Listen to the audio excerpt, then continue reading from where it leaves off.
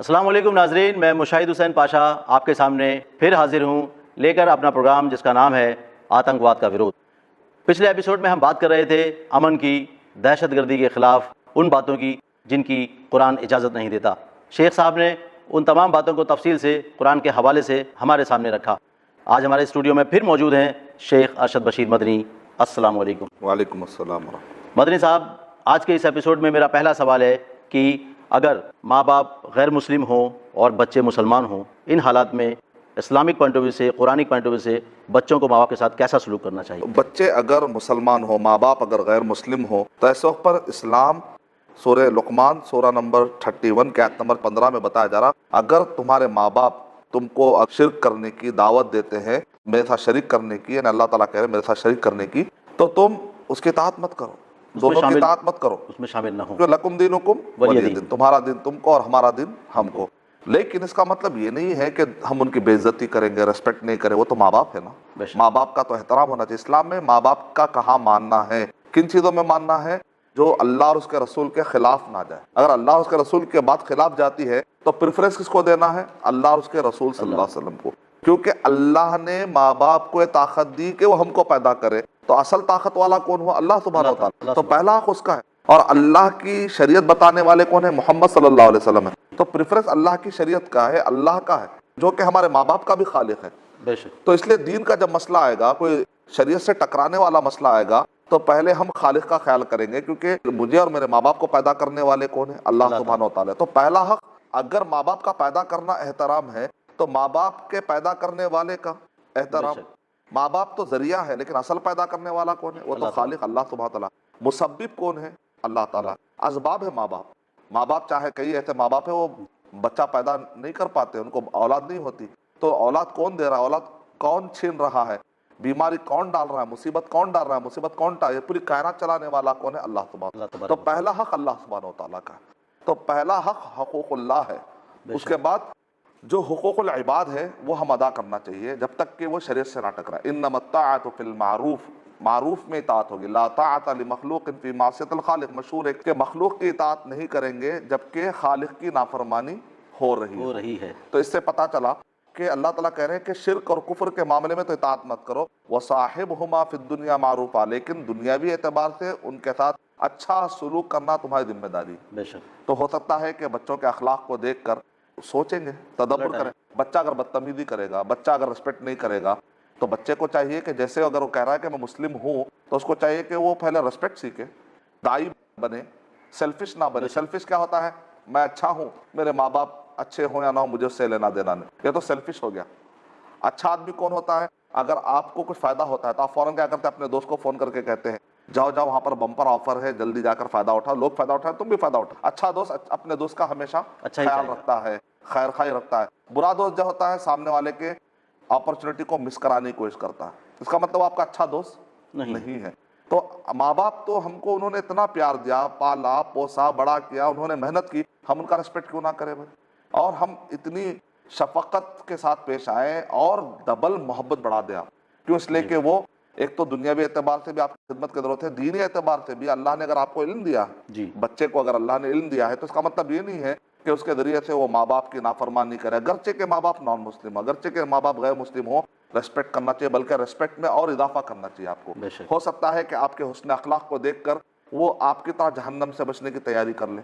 بہت اچھے، شکریہ شیخ صاحب۔ اسی سے متعلق میرا اگلا ایک سوال ہے کہ آج کل معاشرے میں، سماج میں بہت ساری جگہوں پر ہمیں دیکھنے ملتا ہے کہ نوجوان سوسائڈ کر رہے ہیں۔ اسلامی پوائنٹ آف ویو سے سوسائڈ کیا ہے؟ اسلام میں کس طرح سوسائڈ کو بائیکاٹ کیا ہے؟ اگر ہاں تو قرآن کے حوالے سے ہمیں بتائیں۔ سورہ نساء سورہ نمبر 4 کی آیت نمبر 29 میں 29 میں اللہ تعالیٰ ارشاد فرما رہے ہیں وَلَا تَقْتُلُوا أَنفُسَكُمْ، خودکشی مت کرو۔ تو اس سے پتہ چلا اللہ تعالیٰ اگر کسی چیز سے روک رہے کمانڈ کی شکل میں تو وہ چیز حرام ہو جاتی ہے۔ تو اسلام میں خودکشی کرنا حرام ہے۔ میڈیا کے بعض گوشے کہتے ہیں نہیں آپ حرام کیسے کہہ رہے ہیں؟ پرانے زمانے میں آپ کے صحابہ کرام بھی خودکشی کیا کرتے تھے، کیا اس زمانے میں کوئی بم باندھنے کا کوئی سسٹم تھا کیا جس کی وجہ سے وہ اپنے آپ کو؟ تو وہ لوگ کہتے ہیں نہیں اس زمانے میں ان کو پتا تھا کہ اس ایریے میں اگر جائیں گے جہاں پر جنگ ہو رہی ہے تو کوئی نہ کوئی تو ان کو مار ہی دے گا، لیکن پھر بھی وہ دلیری کے ساتھ گروپ میں گھستے تھے اور جا کر ان کو لڑتے تھے اور مارے جاتے تھے۔ تو ایک اپنے آپ کو خودکشی میں ڈالنے کے برابر تو ہوا نا، ہم کہیں گے اس کو خودکشی کیسے کہیں گے آپ؟ ایک آدمی گروپ میں جا کر تلوار لے کے اپنے پیٹ میں تھوڑی مار رہا ہے، کوئی اور مار رہا ہے. کوئی اور مارنے میں اور خود کے مارنے میں بہت بڑا فرق ہے. آمنے سامنے کی لڑائی ہوئی. ہاں وہ تو ہر دنیا کی جنگ میں ایسے ہی ہوتا ہے. جہاں بھی جنگ کرنے والا آتا ہے اس کو پتا ہے کہ میں بھی مر سکتا ہوں، میں سامنے والے کو بھی مار سکتا ہوں. تو یہ استدلال ہی غلط ہے کہ ایک آدمی اندھا دھن اندر گھس جاتا. اندھا دھن کوئی نہیں گھستا، پلاننگ کے ساتھ گھستا ہے. ایک کا کانفیڈنس لیول ہے، وہ اگر انتقال ہو بھی جاتا ہے تو میں شہادت کا مرتبہ، وہ ایک جذبہ ہے. اس جذبے کو آپ نے خودکشی کا نام دے دیا. اور اگر اس طریقے کا جذبہ نہ ہو تو پھر ظالم معصوموں کو ماریں گے. تو معصوموں کو بچانے کے لیے یقیناً آپ کے پاس دلیری اور قوت تو ہونی چاہیے. تو قوت اور دلیری کے ساتھ اگر کوئی شخص کسی معرکے میں اندر گھس جاتا ہے تو اس سے دلیل لینا کہ دیکھو چونکہ سارے کے سارے جو خودکش حملے ہو رہے ہیں وہ اسلام کی وجہ سے ہو رہے ہیں، تو ہم کہیں گے آپ غلط فارمولا، غلط نتیجہ. اسی تعلق سے میرا ایک اگلا سوال ہے کہ آج کے دور میں کئی جگہوں پر یہ دیکھنے میں آتا ہے، میڈیا کے ذریعے پتہ چلتا ہے کہ کئی ملکوں میں سوسائڈ بمبرز آ گئے ہیں، خودکش بم آئے ہیں، اور ان میں مسلم لوگ پکڑے گئے ہیں، ایسا پتہ چلا ہے. تو کیا سوسائڈ بم کی کوئی گنجائش اسلام میں ہے؟ قرآن کے حوالے سے اسے بتائیں گے آپ. الغایۃ لا تبرر الوسیلہ. مقصد اگر اچھا ہو تو آپ جو چاہے راستہ اختیار نہیں کر سکتے. اگر آپ کا مقصد یہ ہو کہ آپ مظلوموں کو بچانا ہے، مظلوموں کی سہایتا کرنا ہے، تو اس کے لیے حرام طریقہ تو اپنا نہیں سکتے. بالکل نہیں. تو اسلام میں خودکشی حرام ہے، تو ایک آدمی خودکشی والا راستہ کیوں اپنائے گا؟ اگر کوئی کہیں پر بھی کچھ کرے گا تو اس کا ذمہ دار وہ خود ہوگا. اس سے پوچھا جائے گا تو نے کیا بنیاد پر کیا. اسلام سے نہیں پوچھا جائے گا کہ لہذا چونکہ کر رہا لہذا اسلام نے ایسا کیا. ہمارا جو ٹاپک ہے واٹ از اسلام اینڈ واٹ از ناٹ اسلام. اسلام کیا ہے اور اسلام کیا نہیں ہے. ہمارا ٹاپک یہ نہیں ہے کہ وہ مسلم کون ہے، وہ ہندو، وہ کرسچن، وہ کیا کر رہا ہے. یہ تو کمشنر آف پولیس یا حکومت کے ذمہ داران، ان کو چاہیے کہ وہ پتا کرے کہ وہ کس بنیاد پر کر رہے ہیں، واقع کر رہے ہیں، یا تو مسلمانوں کے نام پر چسپاں کیا جا رہا ہے، یا مسلمانوں کو، مسلمان کے بعد بچوں کو ان کے انفارمیشن نہ ہونے کی بنیاد پر ان کا ذہن بنایا جا رہا ہے.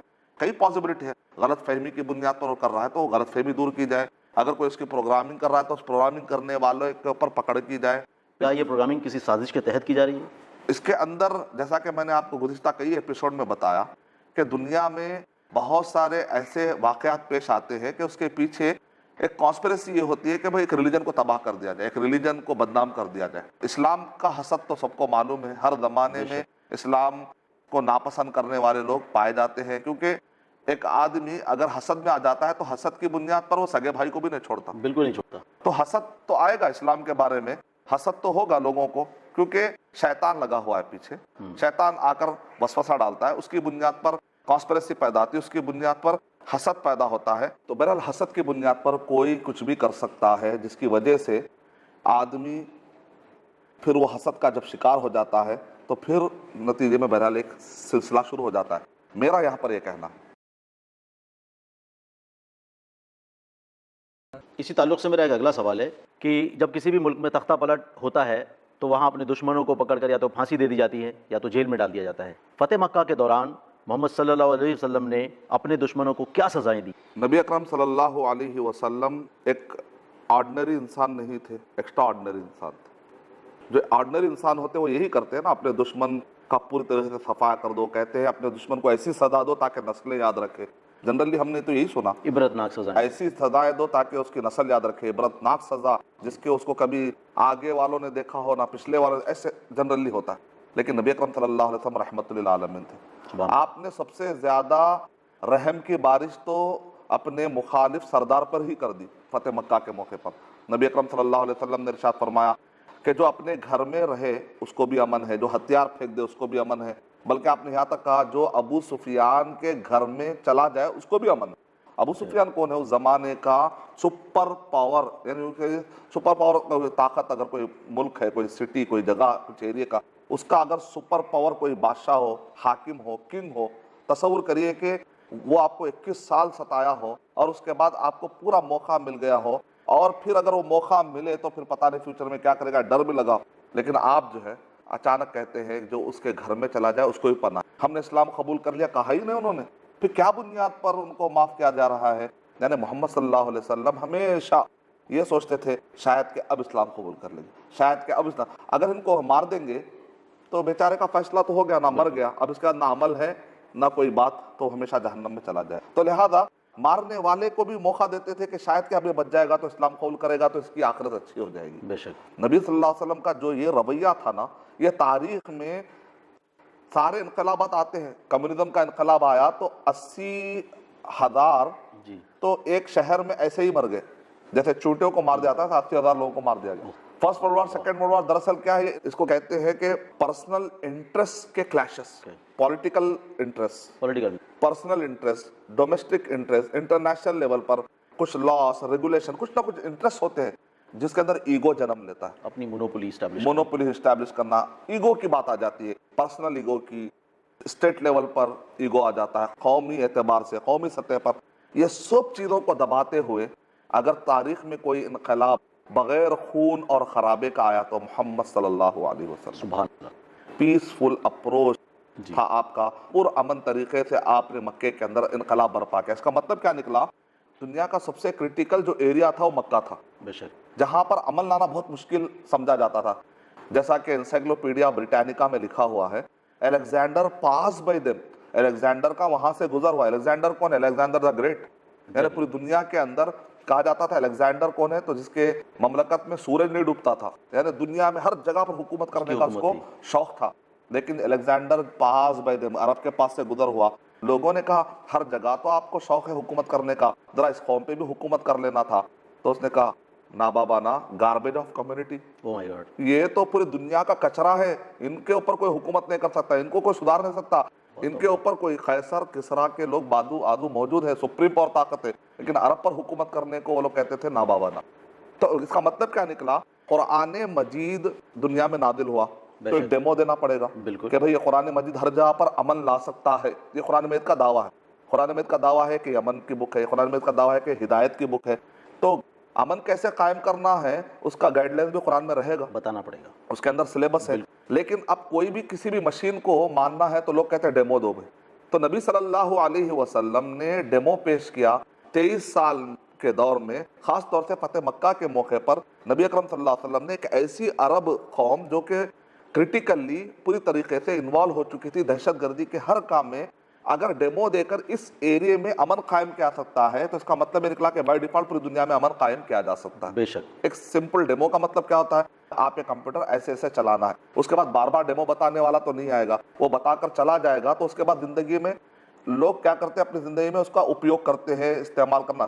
تو قرآن مجید اور صحیح احادیث کی روشنی میں نبی صلی اللہ علیہ وسلم نے ایک اسلامی سسٹم کیسے چلتا ہے آپ نے اتنے بہترین طریقے سے بتایا، آپ نے عملی طور پر ڈیمو دیا، تعلیم کے طور پر ڈیمو دیا، یہاں تک کہ وہ دہشت گردی والی جو قوم تھی نا، وہ پورے کے پورے امن والے ہو گئے۔ جو دشمن تھے انہوں نے کہا لا الہ الا اللہ محمد رسول اللہ، جیسا کہ شاعر نے کہا، خوب کہا، رہے اس سے محروم نہ آبی نہ خاکی، ہری ہو گئی کھیتی ساری خدا کی، وہ بجلی کا کڑکا تھا یا صوت ہادی، عرب کی زمین جس نے پوری ہلا دی۔ ہم کہتے ہیں وہ عرب کی نہیں، عالم کی زمین جس نے پوری ہلا دی۔ جو نہ تھے خود راہ پر اوروں کے رہبر بن گئے، وہ کیا نظر تھی جس نے مردہ کو مسیحا کر دیا۔ تو یہ نبی اکرم صلی اللہ علیہ وسلم کے بارے میں شاعروں نے جو کہا ہے، یعنی سب سے کرٹیکل ایریے میں اگر ڈیمو دیا جا سکتا ہے اور وہاں کامیاب ہو گیا قرآن مجید، اتر کر ہیرا سے سوئے قوم آیا اور ساتھ میں نسخہ کیمیا بھی لایا۔ یہ نسخہ کیمیا کیا ہے؟ قرآن، صحیح حدیث۔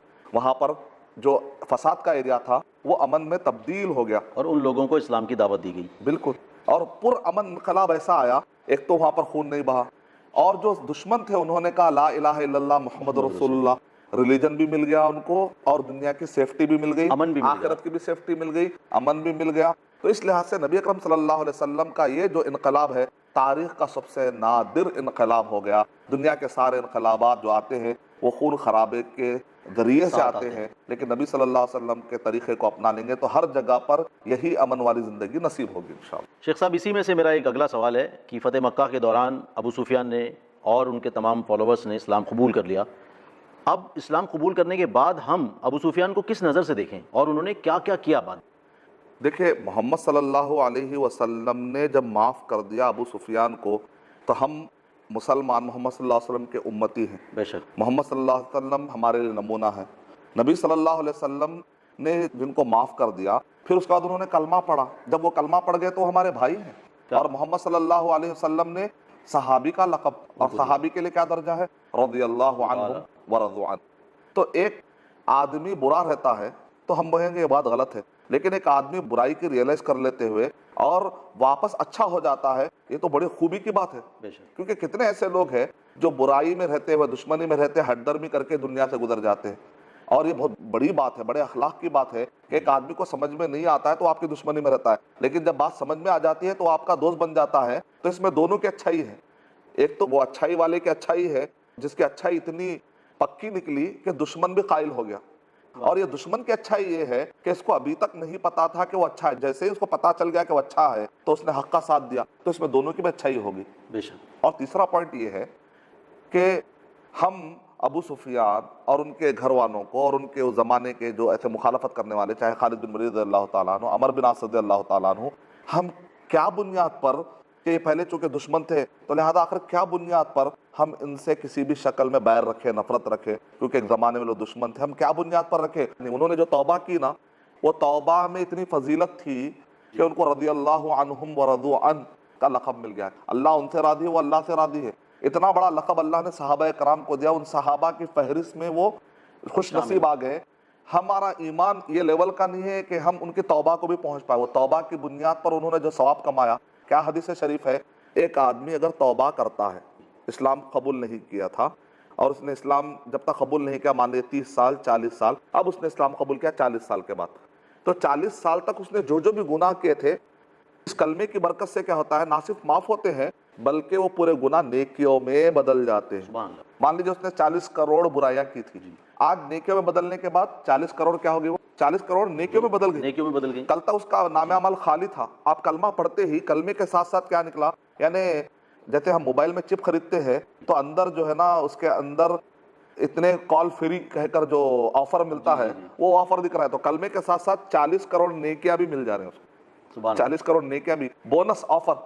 یعنی اللہ سبحانہ تعالیٰ کی طرف سے کلمہ پڑھنے کی فضیلت یہ ہے کہ جو کچھ بھی وہ برائی کر رہا ہے وہ سارے کے سارے برائیاں نیکی میں تبدیل ہو جا رہے ہیں. اتنی خوبصورت توبہ، ہم کیا مقابلہ کریں گے صحابہ کرام کا؟ اس زمانے کے توبہ کرنے والے صحابہ کرام کا یہ حال ہے تو صدیقین کا کیا مرتبہ تھا ہوگا. اس کے بعد ابو سفیان رضی اللہ تعالیٰ اور ان کے بیٹے معاویہ رضی اللہ تعالیٰ 20 سال تک انہوں نے ایک ایسی خلافت سنبھالی کہ دنیا کی تاریخ کی خلفائے راشدین کے بعد سے لے کر آج تک کی تاریخ میں سب سے پاورفل طریقے سے خلافت کو سنبھالنے کا کارنامہ معاویہ رضی اللہ تعالیٰ کا ہے. وہ کس کے بیٹے ہیں؟ ابو سفیان کے. اس کا مطلب کیا نکلا؟ کلمہ پڑھنے کے بعد ایسا نہیں کہ ایک دن دکھاوے کے لیے کلمہ پڑھا گیا، نہیں، اس کے بعد کی زندگی پورے خاندان والوں نے مل کر سر دھر کی بادی انہوں نے لگائی اس اسلام کو پروموٹ کرنے کی. ماشاءاللہ. سبحان اللہ. شیخ صاحب بہت بہت شکریہ. آج کے لیے اتنا ہی. اگلے ایپیسوڈ میں پھر آپ سے ملاقات ہوگی. تب تک کے لیے میں آپ سے اجازت چاہتا ہوں. السلام علیکم. السلام علیکم ورحمۃ اللہ وبرکاتہ.